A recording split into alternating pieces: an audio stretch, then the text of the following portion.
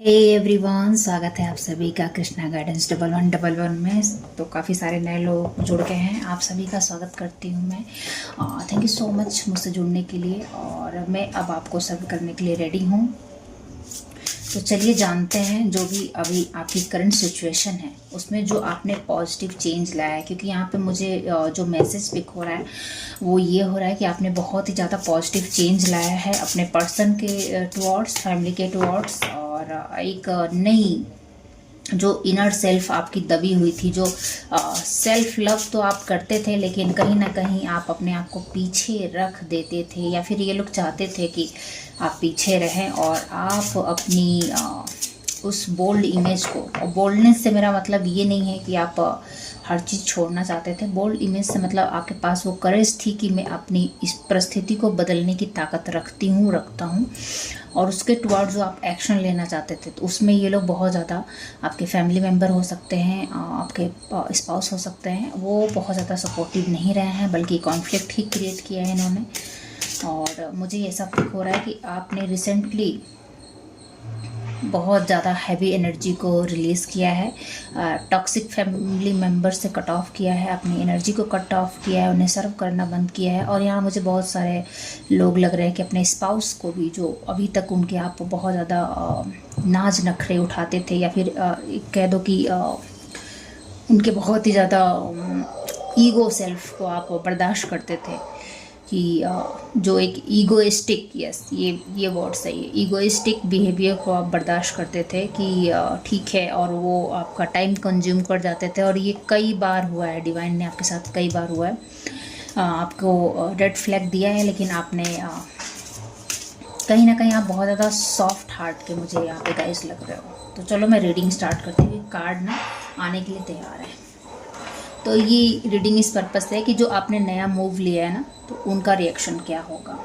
Travelling आ रही है guys, मेरी लास्ट रीडिंग में भी ये निकला था, ट्रैवलिंग, ट्रांसफॉर्मेशन। डेफिनेटली देखा, मैंने बोला था ना कि आपने कुछ ना कुछ ऐसा किया है, इंटेंसिटी। यस, बहुत सही, बहुत सही, thank you so much. Ordinariness, okay okay okay,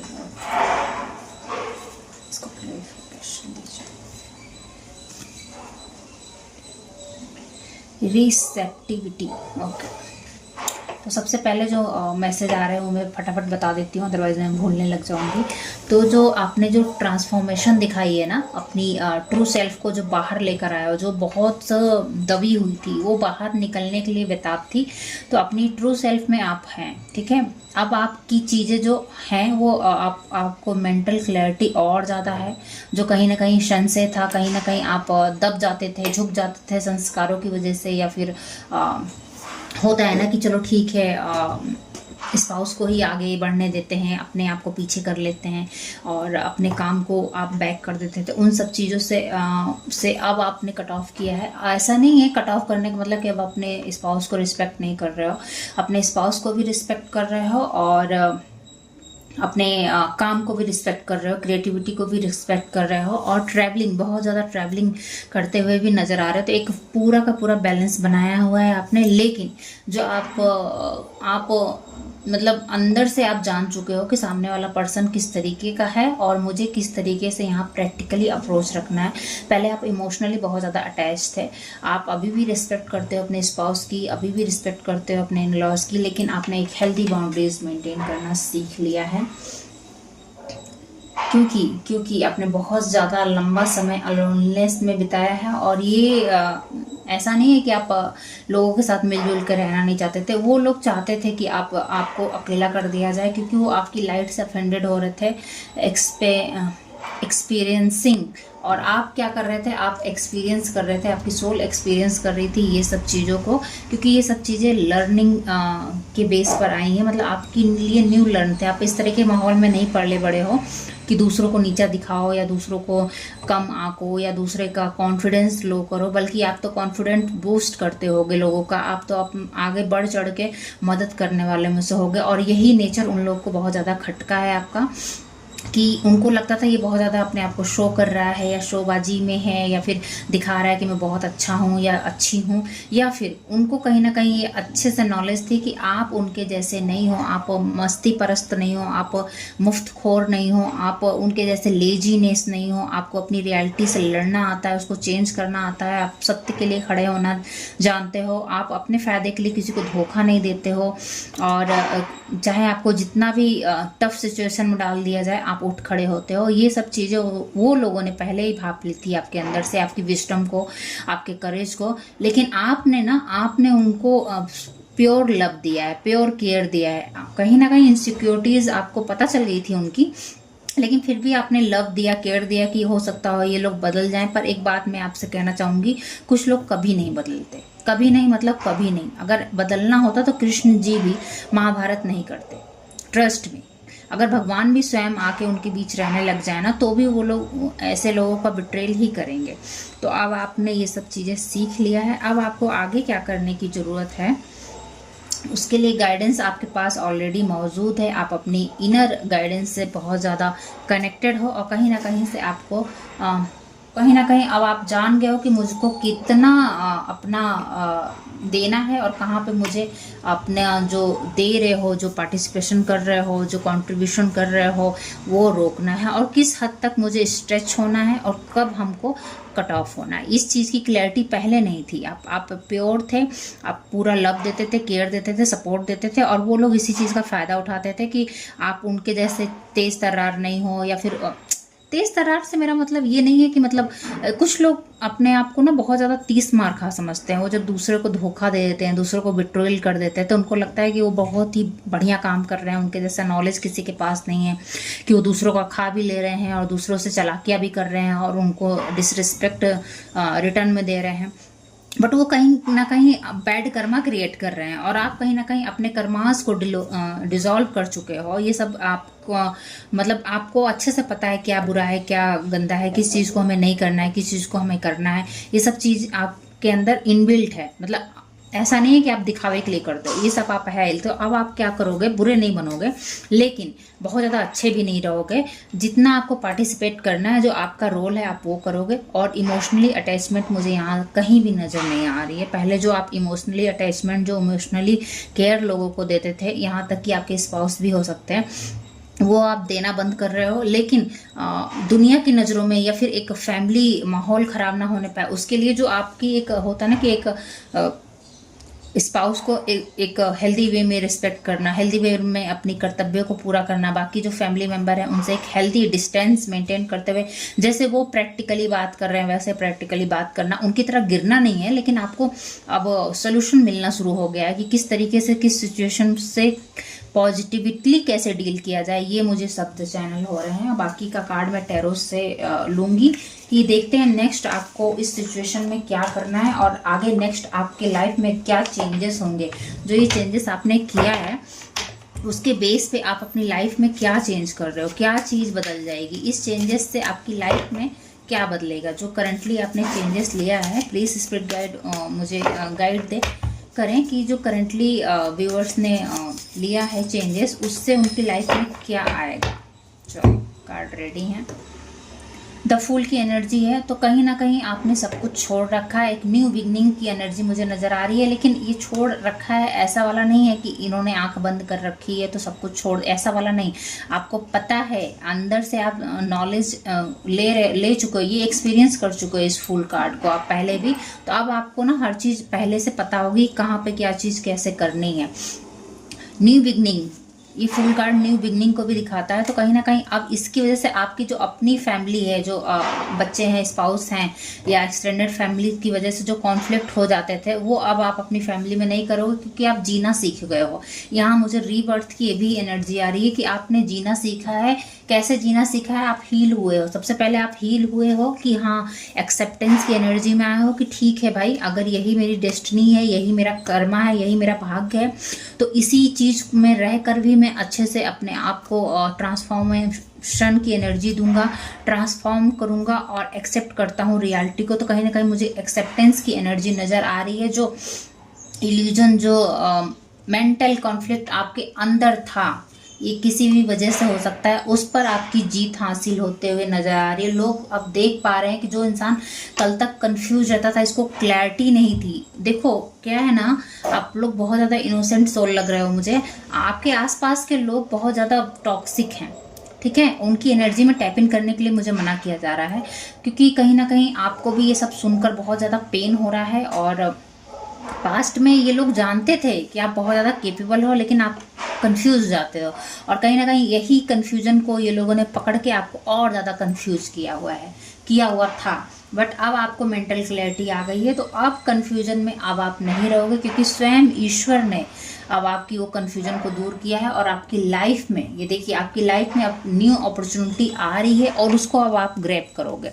अब अपने आप को आप पीछे रखने वालों में से नहीं हो। आई होप कार्ड विजुअल है, तो पीछे अब आप नहीं रखोगे। ये चीज़ की आपकी क्लैरिटी आ गई, हील हो चुके हो। देखिए कार्ड खुद ब खुद रिवील कर रहे हैं अपने आप को, हील हो चुके हो। जो बिट्रेयल, जो धोखा आपको इन लोगों ने दिया था, वो उस चीज़ से आप हील हो चुके हो। यस, देखिए फैमिली के नीचे ही द इम्प्रेस है जी। इसी पोजीशन में आप इस घर में गए थे, ऐसे ही हो आप, यही आपकी रियलिटी है। लेकिन क्या होता है ना, कुछ लोगों को बर्दाश्त नहीं होता है डिवाइन लाइट को, कुछ लोगों को बिल्कुल अच्छा नहीं लगता कि उनकी लाइफ में कौवों के बीच में हंस चला जाए ना, तो कौवों को नहीं अच्छा लगेगा। आप लोग समझ रहे होंगे, अब इससे ज़्यादा मैं क्या ही बोलूँ, ठीक है। आप लोगों ने वो चीज़ झेला है और वो समझ रहे होंगे। तो आप जो पहले फूल बन जाए, पहले छोड़ दिया करते थे सब चीज़ों को कि ठीक है चलो होने देता हूँ, ये लोग यही करके खुश हैं तो यही ठीक है, या फिर इनकी वजह से छोड़ के हट जाता हूँ, वो चीज़ छोड़ के अब आप वापस फाइट बैक कर रहे हो। अब आपको अब वो सारी चीज़ें चाहिए जो चीज़ पहले आप छोड़ चुके थे ना, उन चीज़ों पे आपको वापस अपना हक चाहिए।